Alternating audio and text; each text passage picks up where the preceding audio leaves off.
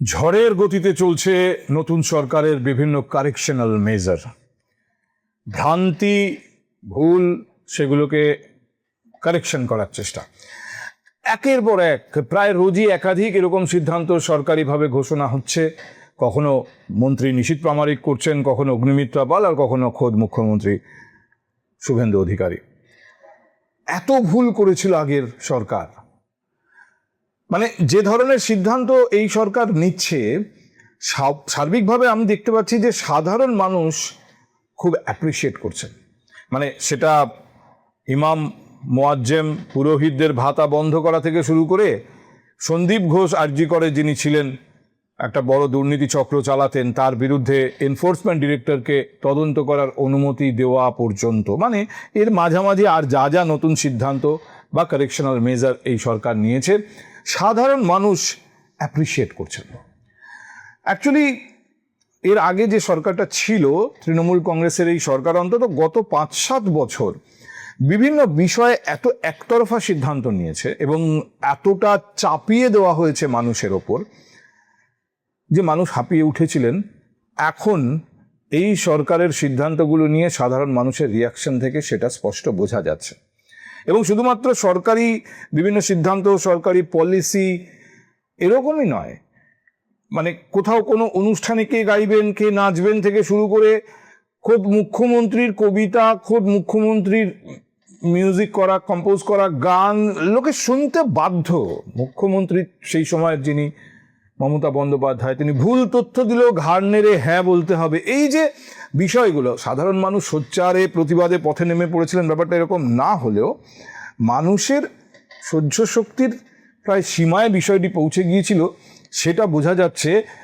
এক একটা ছোট ছোট সিদ্ধান্ত নতুন সরকার নিচ্ছেন, কিন্তু সাধারণ মানুষ সেটাকে অ্যাপ্রিসিয়েট করছেন। সাধারণ মানুষ বলছেন এটাই দরকার ছিল, এটাই হওয়া উচিত ছিল। বেশিরভাগ সাধারণ মানুষ, বেশিরভাগ আমজনতার মধ্যে একটা বড় অংশ। আরেকটা দিক হচ্ছে, একের পর এক টিএমসি কাউন্সিলররা গ্রেপ্তার হচ্ছেন, টিএমসির ছোট বড় নেতারা গ্রেপ্তার হচ্ছেন এবং তাদের বিরুদ্ধে অভিযোগ, সামান্য অভিযোগ থেকে শুরু করে অসামান্য অভিযোগ। কোথাও মস্তানি, মানুষকে ভয় দেখানো, কোথাও তোলাবাজি, ভয় দেখে টাকা আদায় থেকে শুরু করে মধুচক্র চালানোর পর্যন্ত।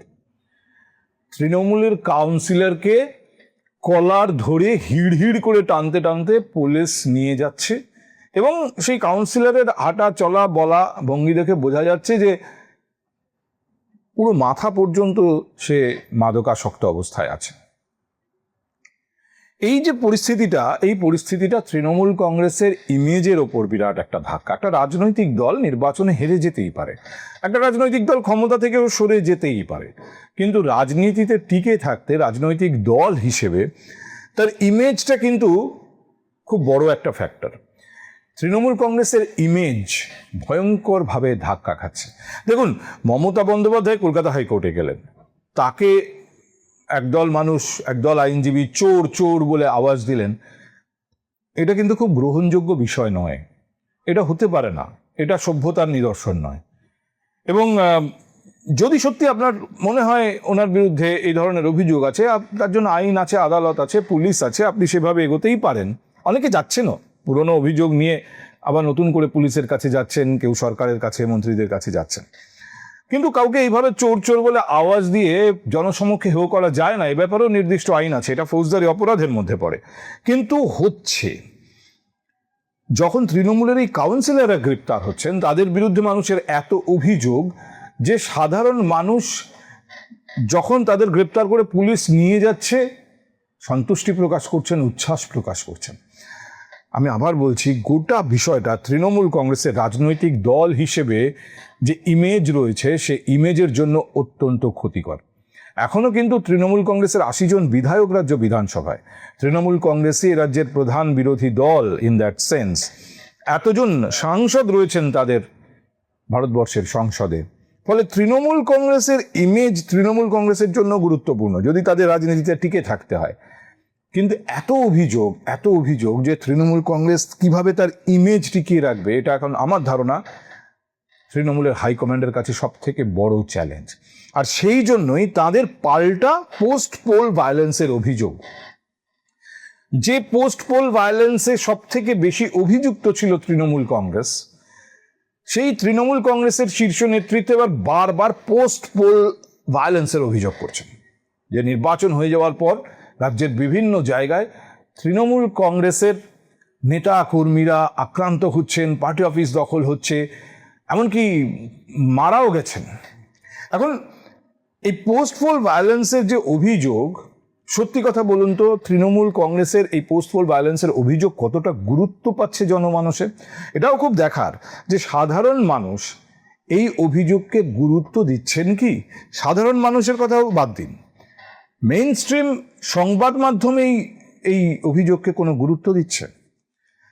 একটা অদ্ভুত জিনিস আমার চোখে পড়েছে। এর আগে তো আমরা বামফ্রন্টকে, আমি সাংবাদিক হিসেবে বামফ্রন্টকে ক্ষমতা থেকে সরতে দেখেছি। তার আগে যখন বামফ্রন্ট ক্ষমতায় এসেছিল কংগ্রেসকে সরিয়ে, সেই সময় আমি নেহাতি শিশু ছিলাম, কিন্তু বামফ্রন্টকে ক্ষমতা থেকে সরতে আমি দেখেছি। ক্ষমতা থেকে সরে যাওয়ার পর দীর্ঘ 2 সপ্তাহ কোনো মেইন স্ট্রিম সংবাদপত্রে গুরুত্বপূর্ণ জায়গায় বামফ্রন্ট নেই, সিপিএম নেই, পরিস্থিতি কি এরকম হয়েছিল। কিন্তু এখন তৃণমূল কংগ্রেসের ক্ষেত্রে ব্যাপারটা তাই। সকালবেলা খবরের কাগজ খুলে দেখুন, তৃণমূল কংগ্রেসের কোনো খবর নেই। তৃণমূল কংগ্রেস 3টে ফ্যাক্ট ফাইন্ডিং কমিটি করেছে সাংসদদের নেতৃত্বে। তারা বিভিন্ন জায়গায় গিয়ে, যেখানে তাদের কর্মীদের উপর রাজনৈতিক আক্রমণ হয়েছে নির্বাচনের পরে, সেখানে গিয়ে সে আক্রান্ত কর্মীদের পাশে দাঁড়াচ্ছেন, যে ঘটনা ঘটেছে তার প্রতিবাদ করছেন। আপনি জানতেন? কোনো সংবাদ মাধ্যমে দেখেছেন? কোনো নিউজ পেপারে গুরুত্ব দিয়ে বিষয়টি দেখানো হচ্ছে? কেন দেখানো হচ্ছে না? মানুষ কি বিশ্বাস করছেন না? মানুষ এটাকে গুরুত্ব দিতে নারাজ। সংবাদ মাধ্যম যতই যাই বলুন, সাংবাদিকরা বা সংবাদ মাধ্যম সাধারণ মানুষের চাহিদা মাথায় রেখেই কাজ করেন। বাজার অর্থনীতির একটা অন্যতম শর্ত। তৃণমূল কংগ্রেস আক্রান্ত হচ্ছে এরকম খবর, তার মানে তার কোনো বাজার নেই। ব্যাপারটা ঘুরিয়ে দেখলে প্রায় সেরকমই দাঁড়িয়ে যাচ্ছে। এবং ধরুন খড়গপুরে গেছেন দোলা সেন, পূর্ব বর্ধমানে গেছেন প্রতিমা মণ্ডল, সঙ্গে ফ্যাক্ট ফাইন্ডিং কমিটিতে আরও অন্যরা আছেন, এরা নেতৃত্বে ছিলেন। ময়নাগুড়িতেও তৃণমূলের এক ব্লক সভাপতি আক্রান্ত হয়েছেন। এইসব খবর খুঁজতে খুঁজতে খুঁজতে খুঁজতে আমি পেলাম কোথায়? জাগো বাংলা, তৃণমূল কংগ্রেসের যেটা অফিসিয়াল নিউজ পেপার, দলের পত্রিকা। সিপিএমের যেমন গণশক্তি, ঠিক সেরকম তৃণমূল কংগ্রেসের জাগো বাংলা। সেখানে এইসব তথ্য, দু একটা ছবি, কিন্তু আর কোথাও নেই। মানে সাধারণ মানুষের কাছে এইসব অভিযোগের কোনো গুরুত্ব নেই, তারা এইসব আর শুনতে চাইছে না। কিন্তু তৃণমূল কংগ্রেসকে শোনাতে হবে। তৃণমূল কংগ্রেসের হাইকমান্ড পোস্ট পোল ভায়োলেন্স নিয়ে এত হইচই করতে চাইছে কেন? একটা অন্যতম বড় কারণ সাধারণ মানুষের কাছে বিশ্বাসযোগ্যতার অভাব। এর আগে যখন বিজেপি আক্রান্ত হয়েছে 2021-এর পরে, তার আগে যখন 11-র পরে কোনো কোনো জায়গায় বামফ্রন্ট বা সিপিআইএমের কর্মীরা, নেতারা আক্রান্ত হয়েছেন, বিভিন্ন জায়গায় মানুষ সেটা দেখেছেন, সত্যি আক্রান্ত হয়েছে, সত্যি পার্টি অফিস দখল হয়েছে। একটু চোখ কান খোলা রাখলে রাজ্যের যে কোনো জায়গায় এই ছবি দেখা গেছে। যে পার্টি অফিসে মার্কসের ছবি ছিল, জ্যোতিবাবুর ছবি ছিল, সেখানে রাতারাতি বদলে মমতা বন্দ্যোপাধ্যায়ের ছবি ঢুকে গেছে। কোথাও কোথাও বাইরে তালা পড়ে গেছে। শহরতলি, গ্রামাঞ্চল তো বটেই, লোকে দেখেছে। ফলে যখন অভিযোগ হয়েছে বামফ্রন্টের তরফে, সিপিআইএমের তরফে, লোকে বিশ্বাসও করেছে। কিন্তু সত্যি কথা বলতে কি, বিজেপির রাজ্য নেতৃত্বের বারবার এ ব্যাপারে সাবধানবাণী উচ্চারণ করার পর সাধারণ মানুষ কিন্তু সত্যিই দেখেছেন যে তৃণমূলের কাউন্সিলররা তাদের ওয়ার্ড অফিস খুলতে পারছেন। দেখেছেন তৃণমূলের পার্টি অফিসে হয়তো তৃণমূলের লোকেরা আসছেন না, কিন্তু সেখানে নরেন্দ্র মোদীর ছবি বা শুভেন্দু অধিকারীর ছবি টাঙিয়ে দেওয়া হয়নি। ফলে তৃণমূল কংগ্রেসের শীর্ষ নেতৃত্ব যখন অভিযোগ করছেন, তখন সেটা মানুষের কাছে বোধহয় অতটা বিশ্বাসযোগ্য থাকছে না। কিন্তু তৃণমূল কংগ্রেসের দিক থেকে পোস্ট পোল ভায়োলেন্স নিয়ে চিৎকার চেঁচামেচি করা, ন্যারেটিভ তৈরি করা অত্যন্ত গুরুত্বপূর্ণ। কারণ তৃণমূল কংগ্রেসের শীর্ষ নেতৃত্বের কাছে বিপদ ঘনিয়ে আসছে অন্য জায়গা থেকে। ধরুন শেষ পর্যন্ত সোনা পাপ্পু ইডির কাছে গ্রেপ্তার হয়ে গেলেন, অর্থাৎ ইডির কাছে তিনি গেলেন, ইডি তাকে জিজ্ঞাসাবাদ করে গ্রেপ্তার করে নিল। সোনা পাপ্পু তো খুব সোনামানা ছিলেন না, খুব নিরীহ সাধারণ মানুষ ছিলেন না। তিনি যে অপকর্মগুলো করেছেন, সেই অপকর্মগুলোর নেপথ্যে কে ছিলেন, কার ইশারায়, কার প্রশ্রয়ে, কার মদতে তিনি এইসব অপকর্ম চালিয়েছেন, সেগুলো তো সামনে আসবে। ওই পুলিশের শান্তনু যিনি গ্রেপ্তার হয়েছেন, তিনিও এবার উগলে দিতে বাধ্য হবেন, কারণ তার তো আর কোনো গডফাদার নেই এই মুহূর্তে। কে বাঁচাবে তাকে? সন্দীপ ঘোষ, যিনি আরজি করে মাথা ছিলেন যখন এই ঘটনাটা ঘটে, আরজি করে চিকিৎসকের মৃত্যুর ঘটনা, ধর্ষণের ঘটনা, সন্দীপ ঘোষের বিরুদ্ধে ইডিকে ব্যবস্থা নিতে দেওয়া হয়নি, সরকার অনুমতি দেয়নি। বর্তমান যে সরকার, তারা অনুমতি দিয়ে দিয়েছে। এবার তো সন্দীপ ঘোষের যে বিশাল নেটওয়ার্ক ছিল এবং তার পেছনে যে একটা বিরাট দুর্নীতি চক্র কাজ করত, সেটাকে নিয়ে তদন্ত করার সুযোগ ইডির অফিসারদের সামনে চলে এলো। আর আগে একটা কথা ছিল না, all roads lead to Rome. Trinamool Congress যখন সরকারে ছিল, বিশেষ করে শেষ 10 বছর 8 বছর, এই যে বিরাট বিরাট সব এক একটা দুর্নীতির অভিযোগ যদি একটু খোঁড়া যায়, দেখা যাবে অল রোডস লিড টু একটি নির্দিষ্ট বাড়ি, যে বাড়িতে আবার কলকাতা পুরসভা ইতিমধ্যে নোটিশ পাঠিয়েছে যে এই বাড়ির সমস্ত কাগজপত্র ইত্যাদি ঠিক আছে কিনা। যখন বিপদ আসে চতুর্দিক থেকে আসে, তৃণমূল কংগ্রেসের হাইকমান্ডের কাছে এই চতুর্দিক থেকে বিপদ এই মুহূর্তে আসছে। ফলে পোস্ট পোল ভায়োলেন্সের থেকে তাদের কাছে বড় বড় বিপদ আছে, সেগুলো সব আইনি বিপদ, এবং আইনত সমস্ত কিছু ঠিকঠাক চললে তাদের সত্যি এই ধরনের জটিলতা কাটিয়ে উঠতে বেগ পেতে হবে। ইতিমধ্যেই ওয়ারেন্ট বিভিন্ন জায়গায় ইস্যু যাতে হয়ে না যায়, তার জন্য তাদের আদালতে যেতে হচ্ছে। এই অবস্থায় তৃণমূল কংগ্রেসের অত্যন্ত জরুরি প্রয়োজন এই বিজেপির নতুন সরকারকে যেন তেন প্রকারেণ কাঠগড়ায় তোলা।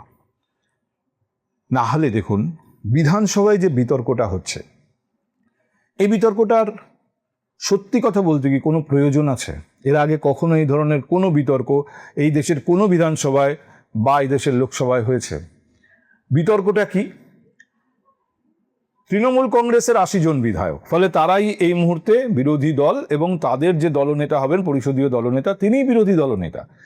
বিধানসভায় বিরোধী দলনেতা is very very important, as important as the chief minister. Chief minister হচ্ছে শাসক দলের পরিষদীয় নেতা, বিরোধী দলনেতা হচ্ছেন বিরোধী দলের পরিষদীয় নেতা। ইকুয়াল ট্রিটমেন্ট, দুজনের জন্য এক ট্রিটমেন্ট। এই বিরোধী দলনেতা হিসেবে শোভনদেব চট্টোপাধ্যায়কে তৃণমূল কংগ্রেস নির্বাচিত করেছে। এবার তার চিঠি দিয়ে জানাতে হবে স্পিকারকে। চিঠিটা কে দিলেন? অভিষেক বন্দ্যোপাধ্যায়। এখন টিপিক্যালি অভিষেক বন্দ্যোপাধ্যায় তো নির্বাচিত বিধায়ক নন। বিধানসভায় যে পরিষদীয় দল রয়েছে এই মুহূর্তে 80 জনের তৃণমূল কংগ্রেসের, তার সঙ্গে অভিষেক বন্দ্যোপাধ্যায়ের কোনো সম্পর্ক নেই। হ্যাঁ, তিনি দলের সর্বভারতীয় সাধারণ সম্পাদক, কিন্তু দলের সর্বভারতীয় সাধারণ সম্পাদক চিঠি লিখে মাননীয় স্পিকারকে জানাচ্ছেন আমার পরিষদীয় দলনেতার নাম এই, এটা ঠিক হয়েছে, এটা কি যথেষ্ট? বিধানসভার যে লাইন অফ বিজনেস এবং যে রুল রয়েছে, রুল অফ বিজনেস রয়েছে, সেখানে পরিষ্কার এটা এতদিন মেনে আসা হয়েছে যে পরিষদীয় দলে যারা রয়েছেন, যারা নির্বাচিত বিধায়ক, ওই দলের যাদের নিয়ে পরিষদীয় দল তৈরি হয়েছে, সেই বিধায়কদের সই করা রেজলিউশন স্পিকারের কাছে পৌঁছবে যে আমরা এনাকে দলনেতা হিসেবে স্বীকৃতি দিচ্ছি। এমনকি যদি সব বিধায়ক সই না করেন, মেজরিটি সই করলেই হবে। অর্থাৎ যদি 80 জন বিধায়ক থাকেন তৃণমূল কংগ্রেসের, অন্তত 45 জনকে সই করে স্পিকারকে জানাতে হবে যে না, আমরা ওনাকেই আমাদের এই পরিষদীয় দলের নেতা মানছি। এই রেজলিউশনটা না হলে, না হাতে পেলে, স্পিকার কি করে শোভনদেব চট্টোপাধ্যায়কে বিরোধী দলনেতার স্ট্যাটাস দেবেন? বিরোধী দলনেতাকে বিধায়করা নেতা মেনেছেন, এই রেজলিউশনটা চাই। স্পিকারের অফিস এই কথা জানিয়েছে তৃণমূল কংগ্রেসকে। তৃণমূল কংগ্রেস এটা মানতে রাজি নয়। শোভনদেব চট্টোপাধ্যায় আরটিআই করছেন, তিনি বলছেন রুল বুকে এটা কোথাও নেই। আমি রুল বুক খতিয়ে দেখেছি, বিধানসভার যে হাউস অফ বিধানসভার রুল অফ বিজনেস বোধহয় বইটার নাম, আমি এটা ইন্টারনেটে পেয়েছি, এটা পিডিএফ রয়েছে, এবং সেখানে সত্যি কথা বলতে কি বিরোধী দলনেতার ইলেকশন এইসব নিয়ে একটা লাইনও নেই। সেখানে যা আছে, স্পিকারকে কিভাবে নির্বাচিত করতে হবে, সেখানে আছে ডেপুটি স্পিকারকে কিভাবে নির্বাচিত করতে হবে, কোনো টেম্পোরারি চেয়ারম্যান কিভাবে নির্বাচিত করতে হবে, বিরোধী দলনেতার প্রসঙ্গ নেই। ফলে একদিক থেকে টেকনিক্যালি হয়তো শোভনদেব চট্টোপাধ্যায় বলছেন এটা খাতায় কলমে নেই, কিন্তু এটা ভাবুন যদি কালকে তৃণমূল কংগ্রেসের 42 জন বিধায়ক আলাদা একটা চিঠি দিয়ে স্পিকারকে বলেন আমরা শোভনদেব চট্টোপাধ্যায়কে মানি না। অভিষেক বন্দ্যোপাধ্যায় দলের সর্বভারতীয় সাধারণ সম্পাদক হিসেবে বাইরে থেকে একটা চিঠি লিখছেন স্পিকারকে দলের নেতা হিসেবে, কিন্তু বিধানসভায় তিনি কি পরিচয় পরিচিত হবেন? সেখানে তো তিনি পাড়ার পল্টু। তা পাড়ার পল্টুদার চিঠিতে স্পিকার কি একজনকে বিরোধী দলনেতা হিসেবে স্বীকৃতি দিতে পারেন? ইন্টারেস্টিং হচ্ছে যারা জিতে এসছেন বিধায়ক তাদেরকে নিয়ে কালীঘাটে মিটিং হয়েছে, সেই মিটিং খোদ মমতা বন্দ্যোপাধ্যায় ডেকেছিলেন, কিন্তু সেখানেও সমস্ত বিধায়করা হাজির হননি। আবার ডাকা হয়েছে। ইনফ্যাক্ট আপনারা বুধবার সকালে এই প্রতিবেদন দেখছেন, কিন্তু আমি এই প্রতিবেদন যখন রেকর্ড করছি মঙ্গলবারের বারবেলায় কালীঘাটে নির্বাচিত বিধায়কদের বৈঠক চলছে। এখন সেখানে যদি সবাই আবার হাজির না হন, অন্তত যে মেজরিটি দরকার বিধানসভায় বিরোধী দলনেতা হিসেবে কারোর নাম সাজেস্ট করার জন্য রেজলিউশনে যে মেজরিটি দরকার, সেটা যদি তৃণমূল ম্যানেজ করতে না পারে, তাহলে তৃণমূল বাইরে থেকে লড়াইটা এইভাবে করে যাবে যে আমরা এটা দেব না, ওইটাই স্বীকার করতে হবে অভিষেক বন্দ্যোপাধ্যায়ের চিঠি। এটা কি তৃণমূল কংগ্রেসের কোনো নিজস্ব মজবুরি? তারা মেজরিটি বিধায়ককে সই করাতে পারছেন না নাকি? এই প্রশ্ন কিন্তু উঠছে। অথবা এই ধরনের একটা কন্ট্রোভার্সি জিইয়ে রাখতে চাইছেন, এই কন্ট্রোভার্সি নিয়ে আলোচনা হোক, এই কন্ট্রোভার্সি নিয়ে বিষয়টা আরও বড় হোক, এটা চাইছেন যাতে কোনো না কোনোভাবে বর্তমান সরকারকে কাঠগড়ায় তোলা যায়। যাই হোক, বিষয়টি স্পষ্ট হবে। স্পিকারের অফিস পরিষ্কার জানিয়ে দিয়েছে যতক্ষণ পর্যন্ত নির্বাচিত বিধায়কদের মেজরিটি তৃণমূল কংগ্রেসে সই করে স্পিকারের অফিসে না জমা দিচ্ছেন, শোভনদেব চট্টোপাধ্যায়কে তারা অফিসিয়ালি অপোজিশন লিডার হিসেবে স্বীকৃতি দিতে পারবেন না। তার জন্য যে রুম বরাদ্দ, সেই রুম তাকে ব্যবহার করবার অনুমতি দিতে পারবেন না। দেখা যাক এই লড়াই কোন দিকে যায়। যারা দীর্ঘদিনের প্রবীণ বিধায়ক, এরকম মানুষদের সঙ্গে আমি কথা বলেছি, বামফ্রন্টের, কংগ্রেসের, যারা বিধানসভার রুল সম্পর্কে অবহিত, তারা প্রত্যেকে বলেছেন স্পিকার যে কথা বলেছেন বা স্পিকারের অফিস থেকে যে কথা বলা হয়েছে এটা অত্যন্ত বৈধ। কোথায় কি লেখা আছে, কোথায় কোন রুল বুকে কি উল্লেখ আছে সেটা বড় কথা নয়। আজীবন এটাই হয়ে এসেছে বিধানসভার ইতিহাসে এবং সমস্ত দল এটাই মেনে চলেছে।